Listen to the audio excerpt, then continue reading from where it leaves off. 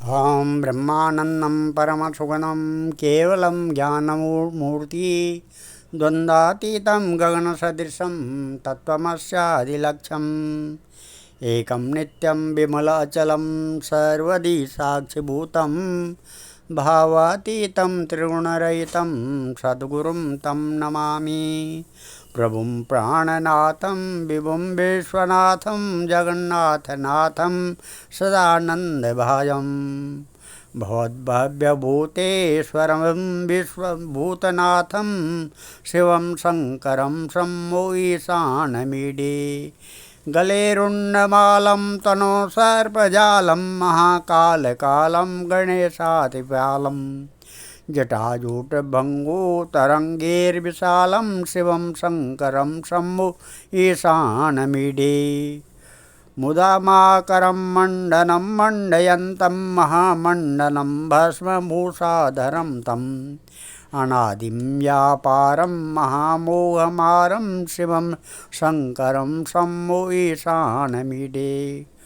तटाधो निवासं अट्टहासं महापापनाशं सदा सुप्रकाशं गिरीशं गणेशं सुरेशं महेशं शिवं शङ्करं शम्भो ईशानमीडे। कंठे यस्य विराजते च गरलं गंगाजले मस्तके वामांगे गिरिराजराजतनया जाया भवानी सती। नन्दीस्कन्दगणनाथ सहितं श्रीकेदारनाथं प्रभो श्रीकेदाराञ्चल संस्थितो हि सततं कुर्यात् सदा मङ्गलम्। ओम नमः शिवाय। अब आज हम भवानी शंकर के चरण कमलों में नतमस्तक होकर के ये 9वां अध्याय शुरू करने जा रहे हैं, जिसमें देवताओं की स्तुति पर शिव जी का प्रसन्न होना। देवताओं ने स्तुति करके भगवान सदाशिव जी महाराज को प्रसन्न किया और कहने लगे, प्रभु आपकी महिमा एवं तेज अपार है, हम लोग किसी प्रकार भी उसका वर्णन नहीं कर सकते। आपकी महिमा को जानकर नारद भी आश्चर्यचकित रह जाते हैं। आपके पूजन एवं ध्यान से सभी पापियों ने आपके लोक को पाया है। जब तक कोई आपकी तपस्या नहीं करता उसको मोक्ष की प्राप्ति नहीं होती है।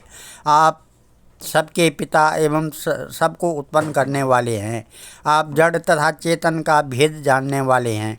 संसार में समाये हुए होने पर हम सबके अलग अलग हैं।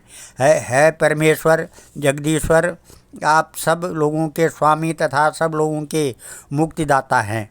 माया आपके अधीन है, आप किसी के वश में नहीं हैं।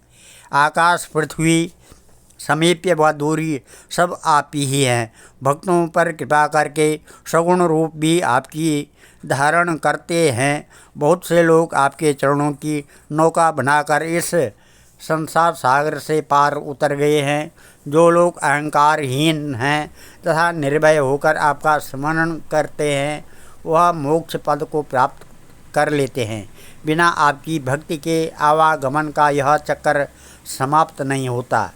आप उत्पत्ति के समय ब्रह्मा और संहार के समय शिव का रूप धारण कर लेते हैं।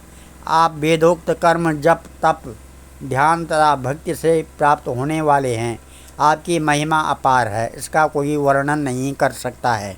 आप समस्त देवताओं के स्वामी हैं, इंद्र और समस्त सृष्टि के कारण स्वरूप हैं। आपका शरीर विद्या और बुद्धि से परिपूर्ण है। आप काल देव का दमन करके योग में स्थिर रह रहे हैं। आपका ब्रह्म स्वरूप भक्तों के हृदय में स्थिर रहता है।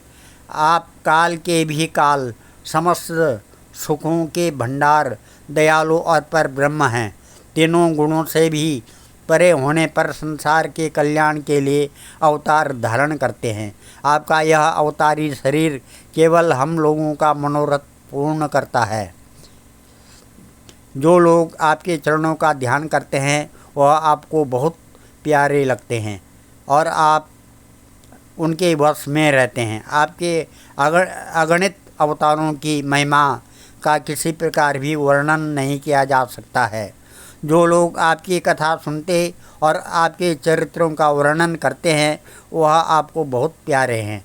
है प्रभु, देवता, ऋषि और महर्षि, पशु पक्षी आदि सब जीवों में अवतार लेकर आप भक्तों का कल्याण करते हैं। इस प्रकार स्तुति करके देवता चुप हो गए।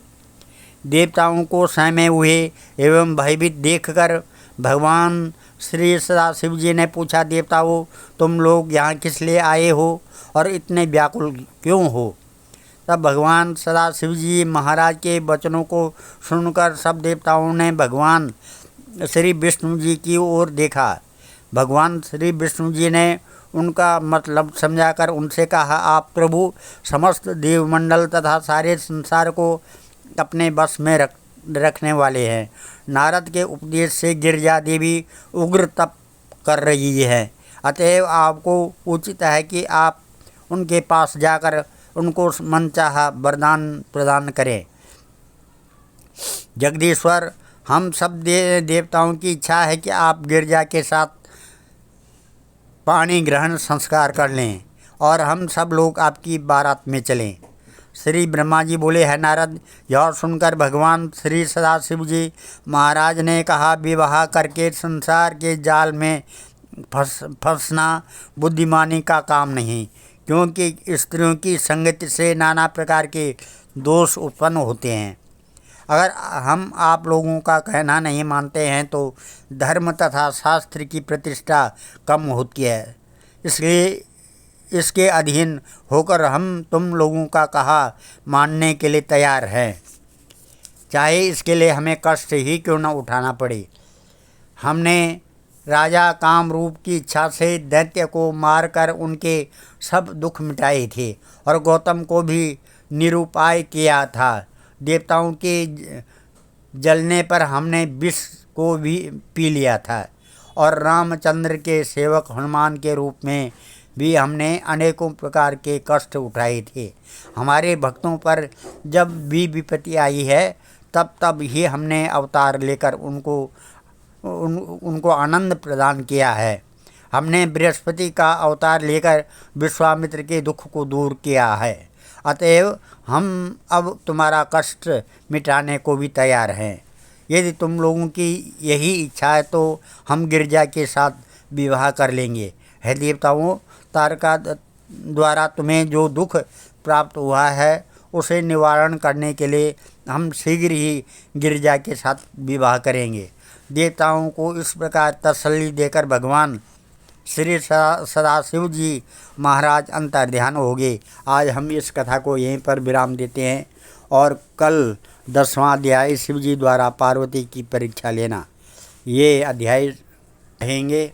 वंदे देव उमापतिम सुरगुरुम वंदे जगत कारणम वंदे पन्नगभूषणम मृगधरम वंदे पशूनां पतिम वंदे सूर्य शशांक वन्यनयनम वंदे मुकुंद प्रियम वंदे भक्तजनाश्रयं च वरदां वंदे शिवम शंकरम। जो इस कथा को सुनता और पढ़ता है उसके अनेकों दुख भगवान शंकर नष्ट कर देते हैं। और अब उनके भक्त एक रुद्र काल भैरवाष्टक है, उसको आपके सामने कहता हूँ। देवराज सेव्यमान पावनान्द्रि पंकजम व्याल यज्ञ सूत्र इंदुशेखरम कृपाकरम नारदादि योग वृंद वंदितम दिगंबरम काशिकापुरादिनाथ काल भैरवं भजे भानुकोटि भास्वरम भवाब्दितारकं परम नीलकंठ ईप्सितार्थदायकं त्रिलोचनम काल काल अम्बुजाक्ष अक्षशूल अक्षरम काशिकापुरादिनाथ काल भैरवं भजे शूल टंक पाश दंड पाणिमादिकारणम श्यामकाय आदिदेव अक्षरम निरामयम भीम विक्रमं प्रभुं विचित्रतांडव प्रियं काशिकापुरादिनाथ काल भैरवं भजे भुक्ति मुक्तिदायकं प्रशस्चारु विग्रहं भक्तवत्सलं स्थितं समस्तलोक विग्रहं विनिक्वणन् मनोज्ञहिम किङ्कणीलसत्कटिं काशिकापुरादिनाथ कालभैरवं भजे।